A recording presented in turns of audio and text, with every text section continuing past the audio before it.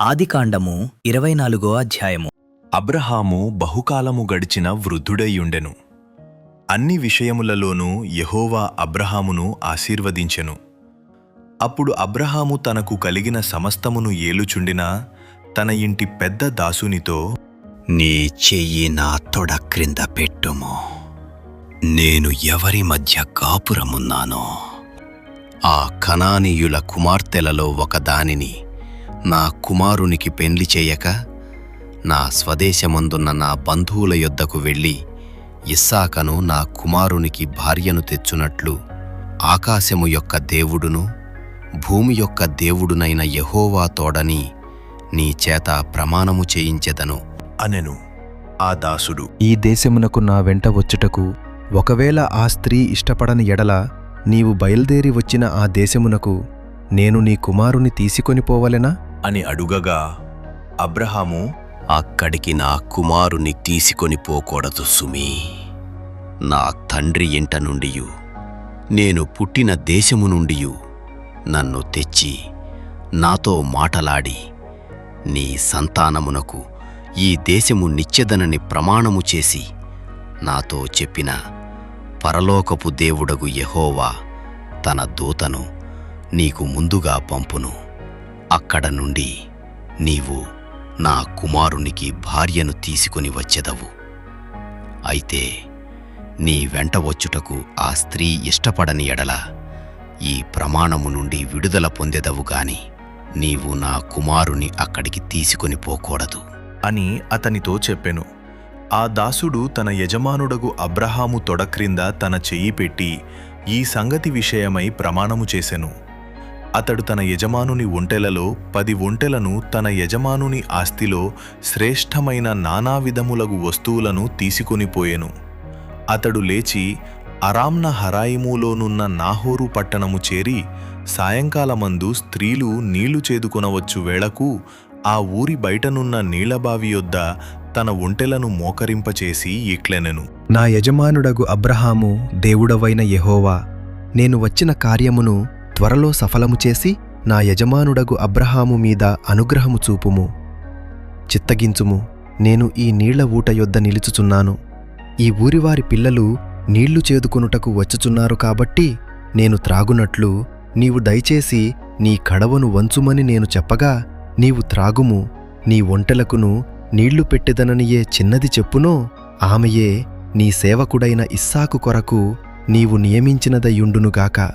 అందువలన నీవు నా యజమానుని మీద అనుగ్రహము చూపితివని తెలిసికొందును అనెను. అతడు మాటలాడుట చాలింపకముందే అబ్రహాము సహోదరుడైన నాహోరు భార్యయగు మిల్కా కుమారుడైన బెతూయేలుకు పుట్టిన రిబ్కా కడవ భుజము మీద పెట్టుకొని వచ్చెను. ఆ చిన్నది మిక్కిలి చక్కనిది. ఆమె కన్యక. ఏ పురుషుడునూ ఆమెను కూడలేదు.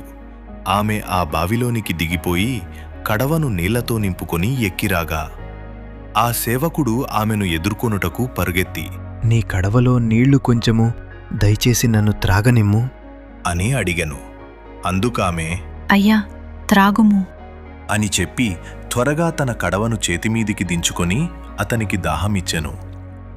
మరియు ఆమె అతనికి దాహమిచ్చిన తరువాత, నీ ఒంటెలు త్రాగుమట్టుకు వాటికి నీ నీళ్లు చేదుపోయిదును అని చెప్పి త్వరగా గాడిలో తన కడవ కుమ్మరించి తిరిగి చేదుటకు ఆ బావికి పరుగెత్తుకొనిపోయి అతని ఒంటెలన్నిటికీ నీళ్లు చేదిపోసెను.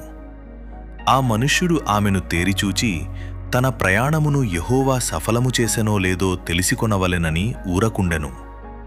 ఒంటెలు త్రాగుటయైన తరువాత ఆ మనుష్యుడు అరతులము ఎత్తుగల బంగారపు ముక్కు కమ్మిని ఆమె చేతులకు 10 తులముల ఎత్తుగల 2 బంగారు కడియములను తీసి, నీవు ఎవరి కుమార్తెవు? దయచేసి నాతో చెప్పుము. నీ తండ్రి ఇంట మేము ఈ రాత్రి బస చేయుటకు స్థలమున్నదా అని అడిగెను. అందుకామె, నేను నాహోరుకు మిల్కా కనిన కుమారుడగు బెతూయేలు కుమార్తెను అనెను.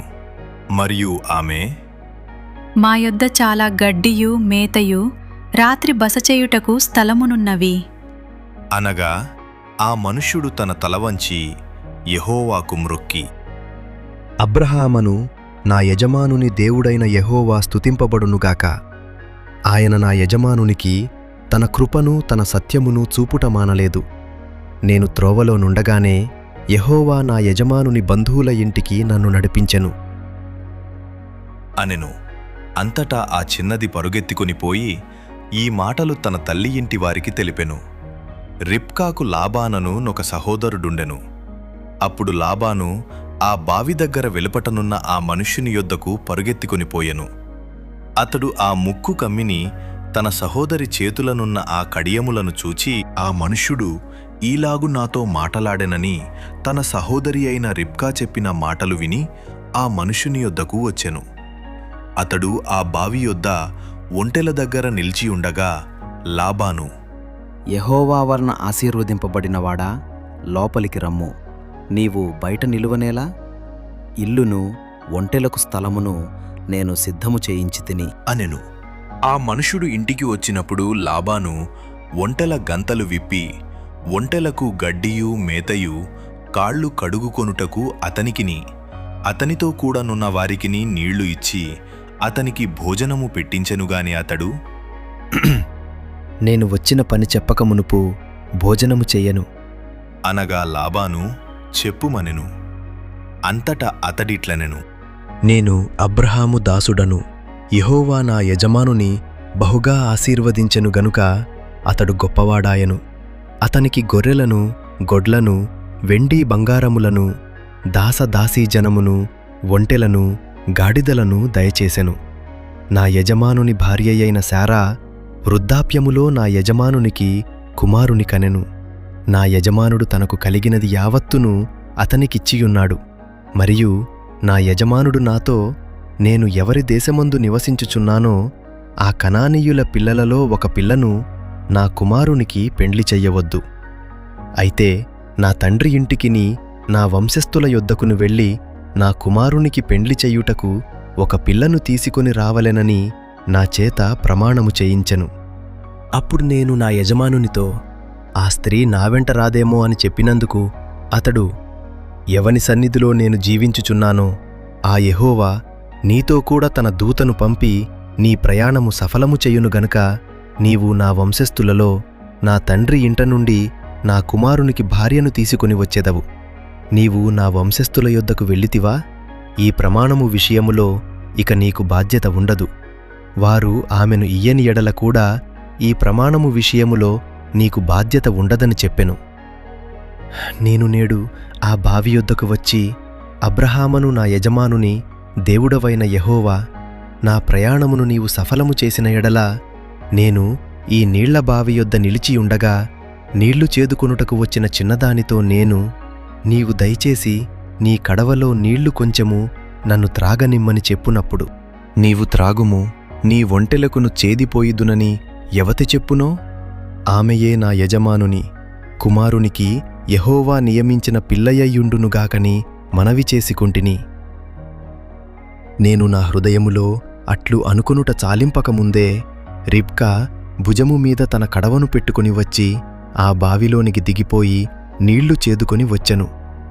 అప్పుడు నాకు దాహమిమ్మని నేనామెను అడుగగా ఆమె త్వరగా తన కడవను దించి, త్రాగుము, నీ ఒంటెలకును నీళ్లు పెట్టెదెనని చెప్పెను గనుక నేను త్రాగితిని. ఆమె ఒంటెలకును నీళ్లు పెట్టెను.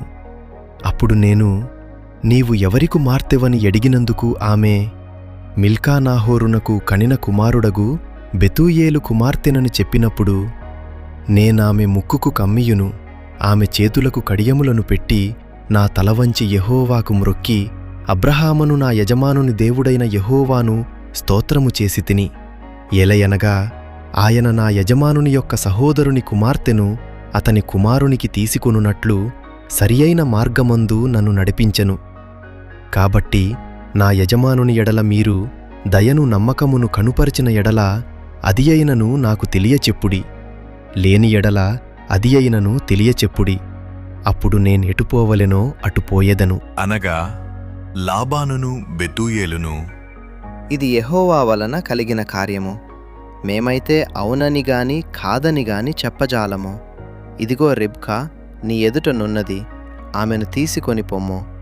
యెహోవా సెలవిచ్చిన ప్రకారము ఈమె నీ యజమానుని కుమారునికి భార్య అగునుగాక అని ఉత్తరమిచ్చిరి. అబ్రహాము సేవకుడు వారి మాటలు విని యెహోవాకు సాష్టాంగ నమస్కారము చేసెను.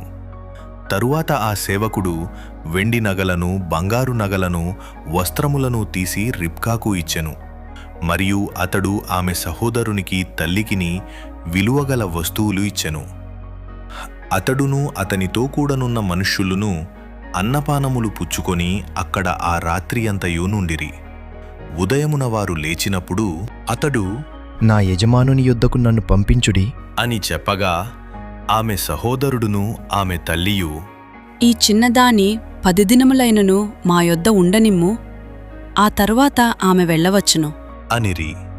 అప్పుడతడు యెహోవా నా ప్రయాణమును సఫలము చేసెను గనుక నాకు తడవు కానీయక నన్ను పంపించుడి. నా యజమానుని యొద్దకు వెళ్ళెదను అని చెప్పినప్పుడు వారు ఆ చిన్నదానిని పిలిచి ఆమె ఏమన్నో తెలిసికొందమని చెప్పుకొని రిబ్కాను పిలిచి ఈ మనుషంతో కూడా వెళ్ళదవా అని ఆమెనడిగినప్పుడు వెళ్ళెదను అని అనెను. కాబట్టి వారు తమ సహోదరి అయిన రిబ్కాను, ఆమె దాదిని, అబ్రహాము సేవకుని అతనితో వచ్చిన మనుష్యులను సాగనంపినప్పుడు వారు రిబ్కాతో, మా సహోదరి, నీవు వేల వేలకు తల్లి వగుదువుగాక. నీ సంతతి వారు తమ పగవారి గవనిని స్వాధీనపరుచుకొందురుగాక అని ఆమెను దీవింపగా రిబ్కాయు ఆమె పనికత్తెలును లేచి ఒంటెలనెక్కి ఆ మనుష్యుని వెంబడి వెళ్ళిరి. అట్లు ఆ సేవకుడు రిబ్కాను తోడుకొనిపోయెను. ఇస్సాకు బేయర్ లహాయిరోయి మార్గమున వచ్చి దక్షిణ దేశమందు కాపురముండెను. సాయంకాలమున ఇస్సాకు పొలములో ధ్యానింప బయలువెళ్ళి కన్నులెత్తి చూచినప్పుడు ఒంటెలు వచ్చుచుండెను. రిబ్కా కన్నులెట్టి ఇస్సాకును చూచి ఒంటెమీద నుండి దిగి, మనలనెదుర్కొనుటకు పొలములో నడుచుచున్న ఆ మనుష్యుడెవరు అని దాసుని నడుగగా అతడు, ఇతడు నా యజమానుడు అని చెప్పెను. గనుక ఆమె ముసుగు వేసికొనెను. అప్పుడా దాసుడు తాను చేసిన కార్యములన్నీయూ ఇస్సాకుతో వివరించి చెప్పెను. ఇస్సాకు తల్లి అయిన శారా గుడారములోనికి ఆమెను తీసుకొనిపోయెను.